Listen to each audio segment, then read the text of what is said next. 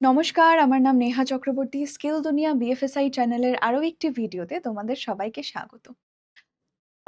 Skill দুনিয়া বিএফএসআই চ্যানেলের আগের মিউচুয়াল ফান্ড রিলেটেড ভিডিওসগুলোতে আমরা কথা বলেছি মিউচুয়াল ফান্ড কি, মিউচুয়াল ফান্ডের সুবিধা এবং অসুবিধা। তারপরের ভিডিওতে আমরা কথা বলেছি এসআইপি নিয়ে। এই পার্টিকুলার ভিডিওতে আমি বলবো মিউচুয়াল ফান্ডের বিভিন্ন ধরন কি, types of mutual funds or categories of mutual fund. আমি এখানে কোনো পার্টিকুলার এএমসির কোনো পার্টিকুলার ফান্ড নিয়ে কথা বলিনি। আমি শুধু এখানে বুঝিয়েছি ক্যাটেগরিজ কি আছে বা মিউচুয়াল ফান্ডের ধরন কি আছে। বিভিন্ন ধরনের মিউচুয়াল ফান্ড নিয়ে আমি কথা বলেছি। এখানে আমি কোনো একটা পার্টিকুলার ফান্ডের কথা বলিনি। আমি এখানে টাইপস বোঝাবো, খুব সহজ ভাষায় বোঝাবো, খুব ডিটেইলসে বোঝাবো। আর এটাও আমি থ্রু আউট দ্য ভিডিও বুঝিয়ে দেব যে কার কি ধরনের ফান্ড চুজ করা উচিত। তার আগে ১ম এই আমরা জেনে নেব যে মিউচুয়াল ফান্ডের বিভিন্ন ধরন কেন আছে? Why are there different types of mutual funds? এখানে আমি সিম্পল একটা এক্সাম্পল দিয়ে বুঝিয়ে দিচ্ছি। আমরা সবাই গাড়ি নিয়ে বাড়ি থেকে বেরোচ্ছি। বাট আমাদের তো সবার আলাদা ডেস্টিনেশনস আছে। কেউ বাড়ি থেকে বেরোচ্ছে, কেউ যাদবপুর যাচ্ছে, কেউ নিউ টাউন যাচ্ছে। সবার তো ডিফারেন্ট ডেস্টিনেশনস আছে। তো যখন বিভিন্ন ইনভেস্টর্সরা যখন ইনভেস্ট করে তাদেরও কিন্তু ডিফারেন্ট ডেস্টিনেশনস থাকে। ১ম ডেস্টিনেশনটা হলো দ্য গ্রোথ সিকার। যারা ওয়েলথ চায়। আমি টাকা লাগাচ্ছি, আমার কিন্তু ঘুরিয়ে ভালো রিটার্নস লাগবে। আর এই ধরনের ইনভেস্টর্সরা কিন্তু তাদের রিস্ক অ্যাপেটাইট কিন্তু প্রচুর রাখতে হবে। এরকম হবে না। আমি অনেক শুনেছি যে আমি যদি ৳১,০০,০০০ মিউচুয়াল ফান্ডে লাগাই তাহলে আমি ২ মাসে কি ৳২,০০,০০০ রিটার্ন পাবো? এরকম কিন্তু হয় না। এই টাকাটা ডাবল হতে হলে বা এটাকে টাইম দিতে হবে। যখন তোমরা গ্রোথ সিক করছো একটা ফান্ডে, ওখানে তোমাকে টাইম দিতে হবে প্লাস রিস্ক রাখতে হবে। বিকজ এর আগের ভিডিওস গুলো যদি তোমরা ফলো করে থাকো, ওখানে আমরা বলেছি মিউচুয়াল ফান্ডস আর সাবজেক্ট টু মার্কেট রিস্কস। ওখানে মার্কেট ভলাটিলিটি আছে। মার্কেটের উপরে প্রচন্ডভাবে মিউচুয়াল ফান্ডস ডিপেন্ড করছে। তাই যারা গ্রোথ সিকার আছো, যারা চাইছো যে আমি মিউচুয়াল ফান্ডে টাকা লাগাবো বাট আমার হিউজ রিটার্নস চাই মিউচুয়াল ফান্ডস থেকে, ওটা কিন্তু ১ মাস ২ মাসে হয় না। মিনিমাম ৫ বছর টাইম দিতে হয়। ৩ থেকে ৫ বছর টাইম দিতে হয়। আর এটাও মনে রাখতে হবে যে যেই ফান্ডগুলো গ্রোথ দিচ্ছে ওখানে ইকুইটি আছে আর ইকুইটিটা কিন্তু রিস্কি হয়। ওগুলো কিন্তু হাই রিস্ক ফান্ড হয়।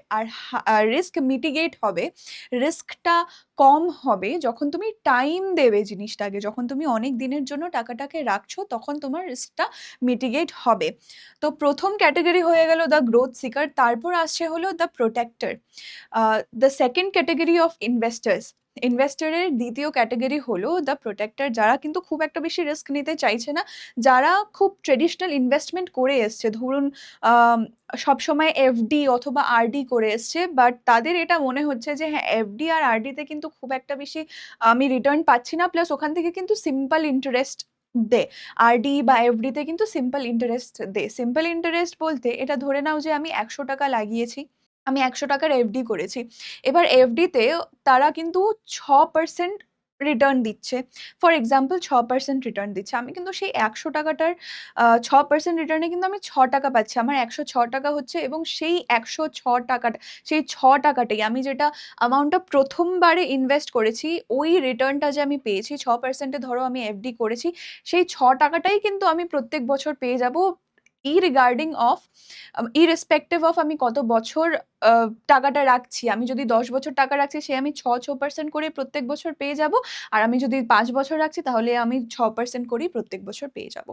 বাট মিউচুয়াল ফান্ডে কিন্তু এটা হয় না। অনেক ফান্ডস আছে যারা আ রিটার্ন ৬%, ৮% এরকম দিচ্ছে। বাট মিউচুয়াল ফান্ডে একটা ক্যাচ আছে। মিউচুয়াল ফান্ডে কিন্তু সিম্পল ইন্টারেস্ট লাগে না। মিউচুয়াল ফান্ডে কিন্তু কম্পাউন্ড ইন্টারেস্ট হয়। কম্পাউন্ড ইন্টারেস্ট বলতে যদি আমি ৳১০০ লাগাচ্ছি মিউচুয়াল ফান্ডে আর ওখানে ৬% রিটার্ন আসছে মানে ৳১০৬ হচ্ছে আমার। আমি কিন্তু ৳১০৬ টার মধ্যে আবার ৬% রিটার্ন পাবো, যেটা এফডি অথবা আরডিতে পসিবল না। তো এটা হলো দ্য প্রোটেক্টরস, যারা কিন্তু ট্র্যাডিশনাল ইনভেস্টমেন্ট করে এসছে বাট মিউচুয়াল ফান্ডে নিজের ইনভেস্ট করতে চাইছে বাট খুব একটা বেশি রিস্ক নিতে তারা রেডি না। They are the second category of investors which is the protector. তারা কিন্তু খুব একটা রিস্ক নিতে রাজি না। তারপর চলে আসছি আমরা 3rd ক্যাটেগরি অফ ইনভেস্টর নিয়ে, দ্য প্র্যাগম্যাটিস্ট। যারা তাদের রিস্ক অ্যাপেটাইট খুব বেশি না, যারা খুব বেশি রিস্ক নিতে রাজি না। আর যারা খুব বেশি সেফ খেলতেও রাজি না, তারা কিন্তু মাঝখানে থাকতে চাইছে। হ্যাঁ, তাদের রিটার্নস ও লাগে, বাট তারা কিন্তু খুব বেশি একটা রিস্ক নিতে রাজি না। আমি খুব বেশি টাইমও দিতে চাইছি না। আমি ১০ বছর ফান্ডে টাকা আমার আটকে রাখতেও চাইছি না। আর আমি খুব একটা বেশি লো রিটার্ন ও চাইছি না, একদম সেফ ও খেলতে চাইছি না। তাদের জন্য কিন্তু তারা কিন্তু এই ক্যাটেগরি অফ ইনভেস্টার্স এ পড়ে। দ্য প্র্যাগম্যাটিস্ট। ১ম টা হলো দ্য গ্রোথ সিকার, 2nd টা হলো দ্য প্রোটেক্টর, আর 3rd টা হলো দ্য প্র্যাগম্যাটিস্ট। এবার আমরা বুঝে নেব ইকুইটি ফান্ডস নিয়ে। তো ইকুইটি ফান্ডসটা কি? ইকুইটিটা হলো এই যে আমরা বলি না, আমি এই কোম্পানির শেয়ার কিনেছি, আমি ওই কোম্পানির শেয়ার কিনেছি। ইকুইটি ফান্ডটা হলো কিন্তু একটা কোম্পানির স্টকস। ছোট্ট একটা ওনারশিপ নিয়ে নেওয়া এই কোম্পানির। এখানে মিউচুয়াল ফান্ডে কি হয়, তোমরা কিন্তু পার্টিকুলার কোনো কোম্পানিতে গিয়ে কিন্তু ওই পার্টিকুলার স্টকটা কিনছো না। যেটা আগের ভিডিওস গুলোতে বুঝিয়েছি যে মিউচুয়াল ফান্ড একটা আ পুল তৈরি করে তারপর বিভিন্ন ধরনের আ আ বিভিন্ন কোম্পানিজ এর স্টকস কিনে একটা তৈরি করা হয়, একটা পুল তৈরি করা হয়। ওখান থেকে রিটার্নস আর্ন করা হয়। তারপর ওই রিটার্নস গুলো, ওই প্রফিট গুলো বা লসটা কিন্তু ইনভেস্টার্স এর মধ্যে ডিভাইড হয়। তো এই ইকুইটি ফান্ডটা invest predominantly in company shares. এটা কিন্তু কোম্পানি শেয়ারস বা স্টকে ইনভেস্ট করা হয়। এবার এইটার ডিফারেন্স কি? How does equity funds differentiate from shares? তুমি যদি সিম্পল স্টকস কিনো, তাহলে তুমি কিন্তু একটা কোম্পানির বা দুটো কোম্পানির স্টকস কিনছো। তোমার জন্য কিন্তু এটা পসিবল না যে তুমি ১০০ টা কোম্পানির শেয়ারস কিনছো, বা তোমার কাছে যদি ৳১০০ আছে, তুমি ৳১, ৳২ করে কিন্তু তুমি প্রত্যেকটা কোম্পানির মধ্যে তোমার ফান্ডটাকে অ্যালোকেট করছো। বাট মিউচুয়াল ফান্ডে এই সুবিধাটা দেয়। একটা কোম্পানি যদি তুমি চুজ করো, তুমি যদি ধরো A কোম্পানির তুমি স্টকস কিনেছো, তাহলে এই কোম্পানিটা কিন্তু ডুবে গেলে তোমার পুরো টাকাটা ডুবে গেল। বাট মিউচুয়াল ফান্ডে তোমার টাকাটা কিন্তু পুরো ডাইভার্সিফাই হচ্ছে। A, B, C, D, E, F অনেক কোম্পানিজে তোমার টাকা লাগানো হচ্ছে। তো টাকাটা একেবারে ডুবে যাওয়ার চান্সেস কিন্তু এখানে প্রচন্ড কম। বাট এটা মাথায় রাখতে হবে যে মার্কেট কিরকম পারফর্ম করছে, ইকুইটি মার্কেট কিভাবে চলছে, এটার উপরে কিন্তু ভীষণভাবে ইকুইটি ফান্ডস নির্ভর করে। তাই এখানে রিস্ক প্রোফাইলটা কিন্তু হাই রিস্ক বা হাই ভোলাটিলিটি। এখানে কিন্তু খুব ভালো করে মাথায় রাখতে হবে যে যারা ইকুইটি ফান্ডসে নিয়োগ করছেন তারা কিন্তু হাই রিস্ক প্রোফাইলে পড়ছে। এগুলো কিন্তু রিস্কি ফান্ডস। অ্যাডভান্টেজ কি হয়েছে? আমি যেটা বলেছিলাম যে ইকুইটি ফান্ডস এর মধ্যে যদি তুমি লং টার্ম টাকা রাখছো, যারা লং টার্ম টাকা রাখছে, এই এইভাবেই কিন্তু ইকুইটি ফান্ডস এর রিস্কটাকে মিটিগেট করা যায়। এখানে কিন্তু হায়ার রিটার্ন পাওয়া যায় কম্পাউন্ডিং এর জন্য, প্লাস ইকুইটি স্টকস কিন্তু ভালো রিটার্নসও দেয় ডেট ফান্ডস থেকে। তাই এখানে লং টার্ম টাকা রাখতে হবে, আর এইজন্যই কিন্তু তোমরা ভালো রিটার্নস পাবে। ঠিক আছে? এখানে মিনিমাম 5+ ইয়ার্স রাখতে হবে, তাহলেই ওয়েলথ ক্রিয়েশন হবে। আদারওয়াইজ হতে পারে, হবে না আমি বলছি না, রিস্ক আছে একটু। তারপর চলে আসছি আমরা ডেট ফান্ডস দিয়ে। ডেট ফান্ডস ফর এক্সাম্পল, একটা আমি কোম্পানি খুলছি, ঠিক আছে? আমার ৳১,০০,০০০ দরকার। ৳১,০০,০০০ কোম্পানি খোলা যায় না, বাট স্টিল আমি খুব সহজ ভাষায় এক্সাম্পলটা দিচ্ছি। আমার ৳১,০০,০০০ দরকার। আমি আমি কি করব যে আমি এরকম লোক খুঁজবো যারা আমার আমাকে ফান্ড করতে রাজি আছে। এবার ধরো আমি একটা মানুষের কাছে গেছি, তার কাছে ৳১,০০,০০০ নেই, তার কাছে ৳১,০০০ আছে। ঠিক আছে? বাট আমার তো ৳১,০০,০০০ র প্রয়োজন। আমি কি করব? আমি অনেকগুলো এরকম ইনভেস্টর্স খুঁজবো যাদের কাছে ৳১,০০০ আছে, আর এরকম করে কিন্তু আমি ৳১,০০,০০০ টা তুলবো। আর আমি তাদেরকে প্রমিস করব যে আমি ইয়ারলি এতটুক রিটার্ন দেব। তোমরা যখন আমাকে টাকা দেবে, আমি ওই টাকাটার বিনিময়ে আমি তোমাকে ইন্টারেস্ট পে করব। তো এটা ডাইরেক্টলি ইনভেস্টর্সদের এরকম করতে হয় না। বাট তারা এটা করে ফান্ড ম্যানেজার্সরা ইনভেস্টর্সদের জন্য। মিউচুয়াল ফান্ডে এটা একটা সুবিধা আছে যে that there is fund manager. ঠিক আছে? তো ডেট ফান্ডে এরকম হয় যে ইনভেস্টর্সরা কিন্তু লোন দিচ্ছে কোম্পানিজকে, সেটা গভর্নমেন্ট কেই হোক বা কোনো প্রাইভেট কর্পোরেটকেই হোক, বিকজ গভর্নমেন্ট বন্ডসও রিলিজ হয় আর কর্পোরেট বন্ডসও রিলিজ হয়। আর এটাতে যেহেতু ফিক্সড একটা রিটার্ন আছে, আর এটাতে রিস্কও কম আছে, মার্কেট ভলাটিলিটির উপর খুব একটা বেশি নির্ভর করছে না। তাই এটাতে কিন্তু রিস্ক প্রোফাইলটা লো। আর এখানে যারা লোয়ার রিস্ক খুঁজছে, একটু স্টেবল রিটার্নস চাইছে, তারা কিন্তু এখানে ইনভেস্ট করতে পারে। আর এখানে খুব বেশি ইকুইটি ফান্ডের মতো লং টার্মে কিন্তু টাকা রাখার প্রয়োজন পড়ে না। এখানে কিন্তু শর্ট টার্মের জন্য টাকা রাখে, বিকজ তুমি এমনিতেও তুমি খুব একটা বেশি রিটার্ন পাচ্ছ না। ট্রেডিশনাল ইনভেস্টমেন্টস এর মতোই রিটার্ন দিচ্ছে, বাট এখানে টাকাটা বাড়ছে বিকজ তুমি কিন্তু কম্পাউন্ডিং হচ্ছে এখানে। তুমি কিন্তু কম্পাউন্ডিং এ টাকা পাচ্ছ। সিম্পল ইন্টারেস্টে কিন্তু টাকা পাচ্ছ না। তো এটা হলো ডেট ফান্ডস এর সুবিধা। এবার চলে আসছি হাইব্রিড ফান্ডস এ। হাইব্রিড ফান্ডস মানে কি? ইকুইটি আর ডেটের ইকুয়াল পোর্শন থাকে। ইকুইটি আর ডেটের ইকুয়াল পোর্শন থাকে এখানে। ঠিক আছে? এবার এটা কার জন্য সুটেড? যারা নতুন মিউচুয়াল ফান্ড শিখেছো, যারা নতুন মিউচুয়াল ফান্ডে ইনভেস্ট করতে স্টার্ট করেছো, যারা জানো না ভালো করে কি আমি কি ইকুইটিতে টাকা লাগাবো নাকি আমি ডেটে টাকা লাগাবো। ইকুইটিটা কিন্তু হাই রিস্ক বলে ইকুইটিতে টাকা লাগানো যাবে না এমন কিন্তু না। বাট ডেট কিন্তু লো রিস্ক বলে ডেটেই টাকা লাগাতে হবে সবসময় এরকম কিন্তু না। আমি যেটা পার্সোনালি মনে করি যে আমার পোর্টফোলিওতে, একটা ইনভেস্টরের পোর্টফোলিওতে ইকুইটি এবং ডেট পোর্শন কিন্তু দুটোই ভালো করে মেইনটেইন করে চলা উচিত। বিকজ যখন ইকুইটি মার্কেটটা যখন হাই থাকবে, তখন আমি ইকুইটি থেকে রিটার্ন পাবো। বাট যখন ডেট মার্কেটটা হাই থাকবে, আমি তখন ডেট থেকে রিটার্ন পাবো। তো এইজন্য হাইব্রিড ফান্ডসও আছে যেখানে ইকুইটিও আছে আর ডেটও আছে।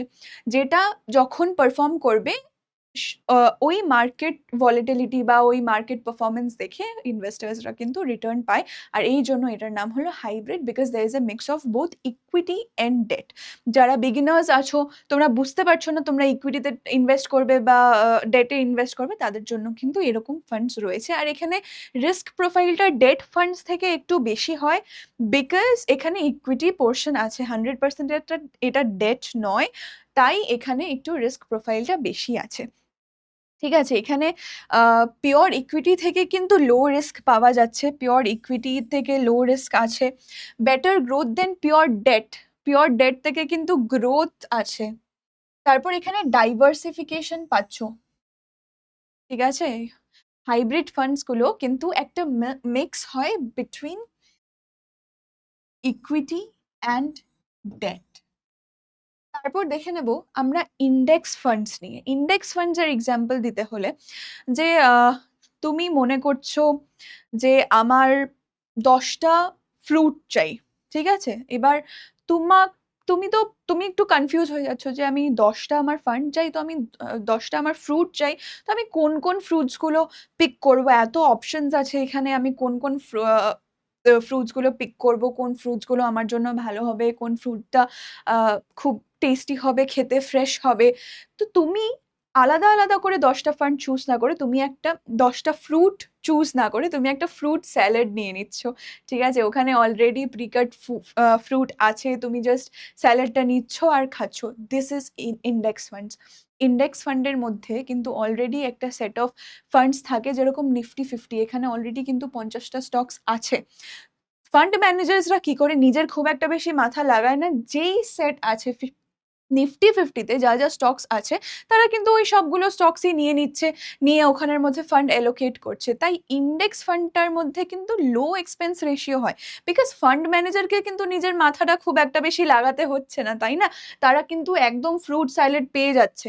ফ্রুটটাকে কিন্তু পিক করতে হচ্ছে না নিজে যে আমি এই ফ্রুটটা পিক করব, আমি ওই ফ্রুটটা পিক করব, তারপর আমি একটা সুন্দর একটা ফ্রুট স্যালাড বানাবো।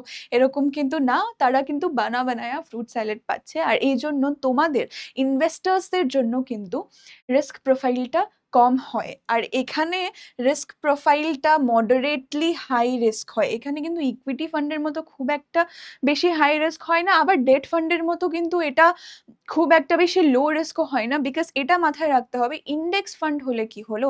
ইন্ডেক্স ফান্ডটা তো ইকুইটিতে তো এটা ইনভেস্ট হচ্ছে। এটা অলরেডি একটা ইন্ডেক্স বানানো আছে, একটা ফ্রুট স্যালাড তৈরি করা আছে, যেটা নিয়ে ফান্ড ম্যানেজার্সরা ইনভেস্ট করছে, যেখানে ফান্ডটা অ্যালোকেট করতে হচ্ছে। বাট এটাও ডিপেন্ড করছে কিন্তু মার্কেট ভলাটিলিটির উপরে। মিউচুয়াল ফান্ডস নিয়ে কিন্তু আমাদের আরও ভিডিওস আসবে। এটা ফান্ড রিলেটেড ভিডিওস, এটা টাইপস অফ ফান্ডের কিন্তু পার্ট 1 ছিল, পার্ট 2 আসবে। আরও মিউচুয়াল ফান্ড নিয়ে আমরা আরও ভিডিওস আনবো। যারা একদম মিউচুয়াল ফান্ড জানো না, তারাও কিন্তু at the end of this video তোমরা কিন্তু বুঝে যাবে যে মিউচুয়াল ফান্ডে কারা ইনভেস্ট করে, কাদের জন্য মিউচুয়াল ফান্ডটা মানে কি? কিভাবে মিউচুয়াল ফান্ডে ইনভেস্ট করব?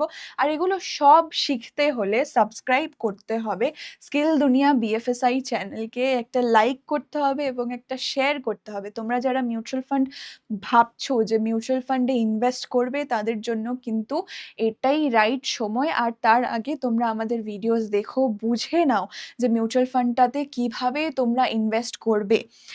তোমরা যদি ভালো করে না বোঝো, যদি না ফোকাস করে ভিডিও শোনো, তাহলে কিন্তু তোমরা বুঝতে পারবে না যে কোন মিউচুয়াল ফান্ডটা তোমার জন্য ভালো।